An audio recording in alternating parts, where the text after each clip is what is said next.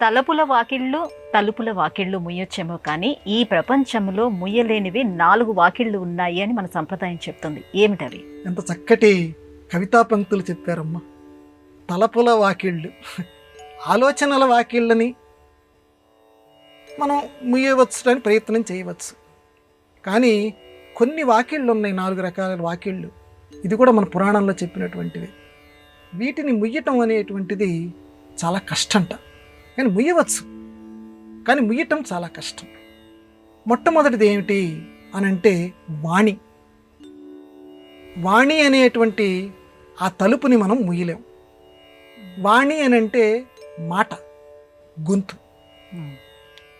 మనం ఎంత ఆపుకుందాం అనుకున్నా సరే, ఒక వ్యక్తిని మనం చూస్తూ ఉంటే ఒక్కొక్కసారి ఎంత టంగ్ స్లిప్ అయిందని చెప్పి ఆధునిక పరిభాషలో చెప్తూ ఉంటారు చూడండి, ఏదో ఒక మాట బయటకు వచ్చేసేస్తూ ఉంటుంది. కానీ వాణి అనేటువంటి తలుపుని కూడా మొయ్యవచ్చు. ఎప్పుడు? నిరంతరం గనక హృదయంలో దైవాన్ని పెట్టుకొని విచక్షణా జ్ఞానంతో, అమ్మో ఎదురుకుండా ఉన్నది వాళ్ళు, నేను ఇప్పుడు ఈ మాట మాట్లాడకూడదు.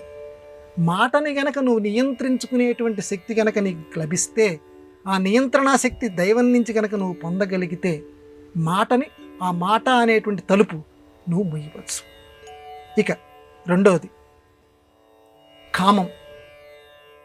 కామము యొక్క తలుపు. ఈ తలుపుని ముయ్యటం 199 మంది వాళ్ళ వల్ల కాదు. కోరిక. ఈ కోరిక అనే తలుపుని ఎట్లా ముయ్యాలి అంటే, ప్రతిదీ కూడా నశించిపోయేటువంటి స్వభావం కలిగినటువంటిది ఈ లోకంలో కూడా. యదృశ్యం తన్నస్యం. ఏది కనపడుతుందో అదంతా కూడా నశించిపోయేటువంటి స్వభావం కలిగినది. ఒక స్త్రీమూర్తిని, ఒక అందమైనటువంటి స్త్రీమూర్తిని నువ్వు చూస్తున్నావు, లేకపోతే ఐశ్వర్యాన్ని చూస్తున్నావు, మంచి కారును చూస్తున్నావు, అవన్నీ నాకు కావాలి నాకు కావాలి అని చెప్పి ఈ లోపల కోరిక నీకు దహించుకుపోతూ ఉంటుంది. దీన్ని ఏ దృష్టితో నువ్వు పోగొట్టుకోగలవు? ఆ తలుపుని నువ్వు ఎలా ముయ్యగలవు అని అంటే, ఆ ఎదురుకుండా కనపడుతున్నటువంటిది నశించిపోయేటువంటి స్వభావం కలిగినది. ఆ బుద్ధి కనుక నీకు చూసిన వెంటనే ఆ భావం తెస్తే ఆ కామము అనేటువంటి ఆ తలుపుని కూడా నువ్వు ముయ్యగలవు. ఇక మూడోది వచ్చేసరికి బుద్ధి. బుద్ధి అనేటువంటిది కూడా దాని ఇష్టం వచ్చిన, దాని యొక్క ఏమన్నారంటే మనస్సు అనుకుందాం. అది ఆ గుర్రం అనేటువంటిది ఇష్టం వచ్చినట్టుగా పరుగులు తీయటానికి ప్రయత్నం చేస్తూ ఉంటుంది. కానీ భగవద్గీతలో దీనికి చక్కటి పరిష్కారం స్వామి కూడా చెప్పాడు. అభ్యాసయుక్తేన కౌంతేయ.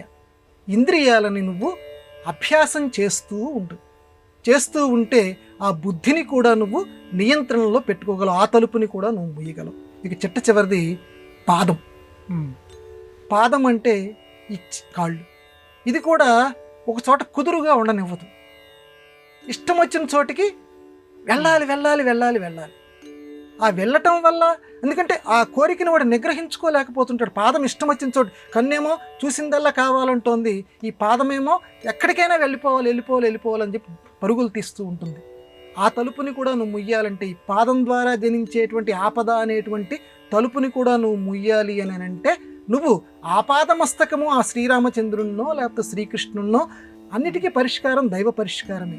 ఆ దైవనామాన్ని జపించటమో, ఆ దైవ రూపాన్ని, నేను వెళ్ళగలిగితే గుడికి వెళ్ళాలి, లేదా ఒక మంచి పవిత్రమైనటువంటి ప్రదేశానికి వెళ్ళాలి, ఇట్లాంటి చండాలమైన ప్రదేశాలకి నేను వెళ్ళకూడదు. పాదమా ఆగు. ఇది మన పురాణాల్లో చెప్పిన 4 వాకిళ్ళమ్మ.